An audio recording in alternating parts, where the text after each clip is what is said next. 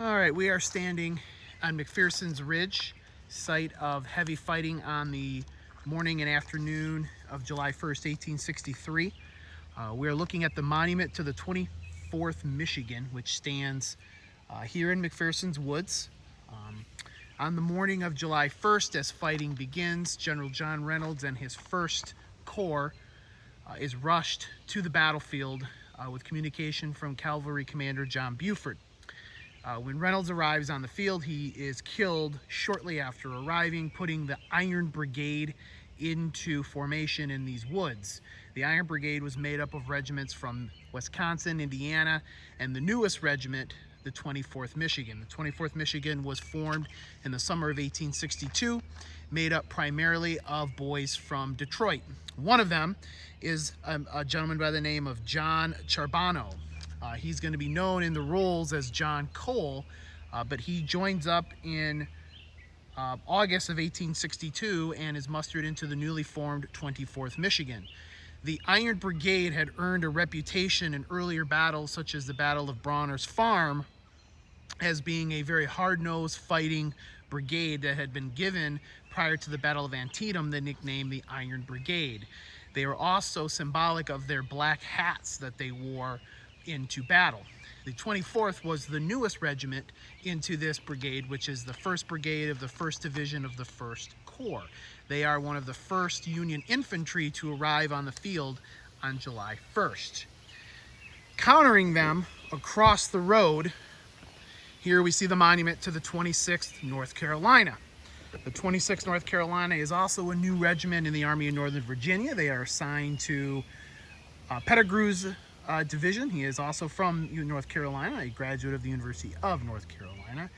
They arrive on the field and they begin their assault down from the ridge. If these trees would not have been as thick in 1863, down there is what's called Willoughby Run. They would make a valiant charge across the woods and through the fields across Willoughby Run up to this spot.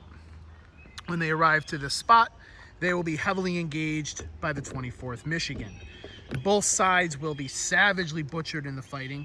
The 26th North Carolina would lose 5 color bearers, and by the end of the battle, they were also involved in Pickett's charge. The 26th North Carolina would lose 89% of their strength. Coming into the battle, they had about 800 men. When the battle was over, they had 549 lost. So definitely a huge amount of men that the 26th lost. The 24th did not fare any better. They were shot up. They lost 73% of their force. They entered the battle with around 800 guys and lost 73% of their numbers. So the fighting here was very, very savage. The line was ranks went down like grass before the scythe. The 26th North Carolina would have their colors shot 14 times. Colonel Morrow, who was in command of the 24th Michigan, would be shot twice, saving their colors. Even Private Cole would be wounded in the left side of the head during the fighting here. Eventually, the 19th Indiana, which would have been formed up over there, their left flank would be completely engulfed by Confederates as more reinforcements arrive. The Iron Brigade begins to fall back and back and back, and finally they fall all the way back to the Lutheran Seminary. Eventually the 24th would be pulled back to help in the defense of Culp's Hill. But this was the site of absolute savage fighting on the morning of July 1st, 1863. Private Cole would survive the war. He would survive his gunshot wound. His brother Moses, incidentally, was part of the Michigan Cavalry Brigade, and he too would be injured fighting with George Armstrong Custer on the morning of July 3rd on the other side of Gettysburg. So both of the Cole brothers would receive injuries during the fighting.